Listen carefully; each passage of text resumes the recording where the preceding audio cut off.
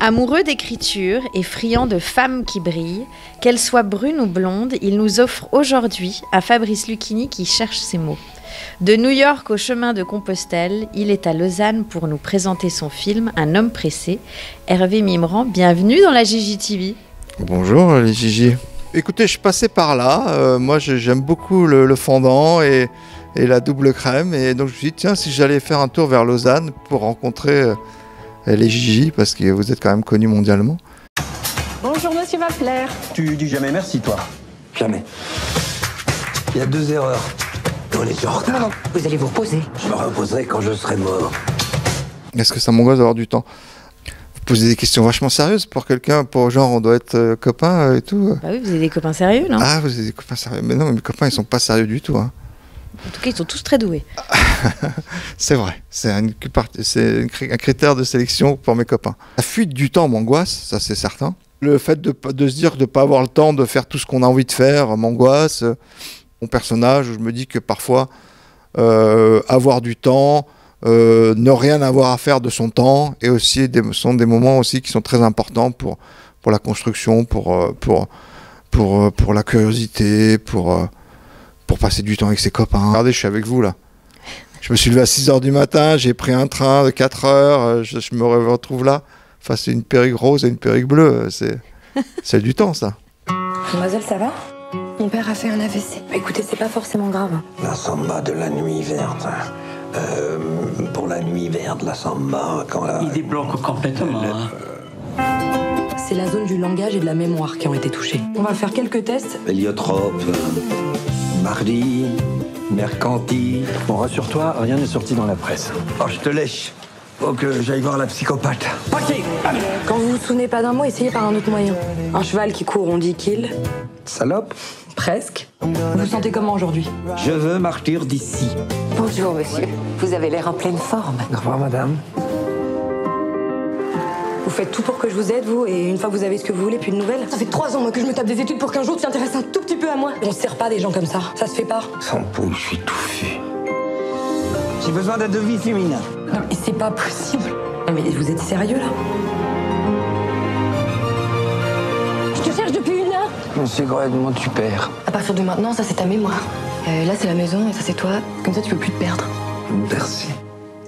Merci beaucoup. Monsieur? Un T et un FK. Ok, frère. Moi, ce qui m'intéressait plus, c'était me dire que comment quelqu'un qui fonce sur une autoroute à toute berzingue, un jour se prend un mur, en fait, et est obligé de se dire, tiens, il va falloir que je sorte un peu de l'autoroute pour voir un peu ce qui se passe sur les petites routes de campagne, quoi.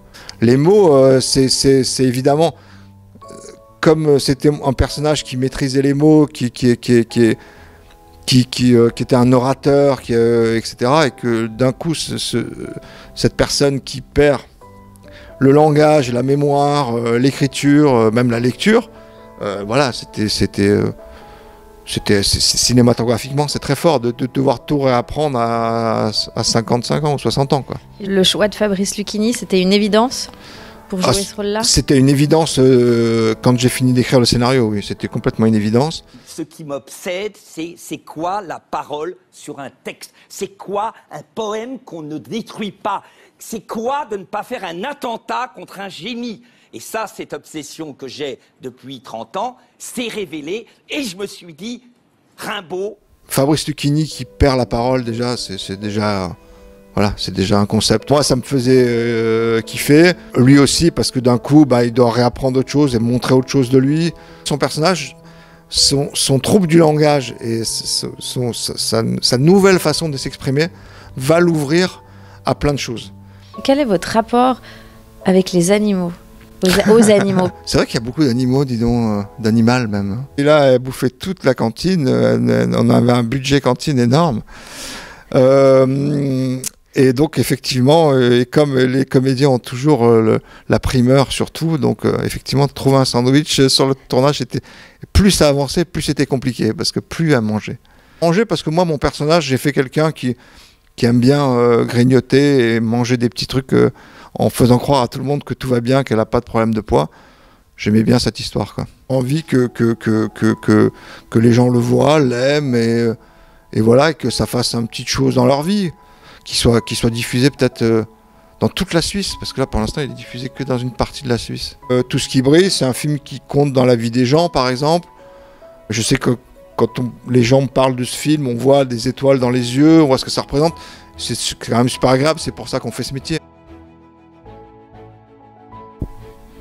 I love you, Gigi and Gigi.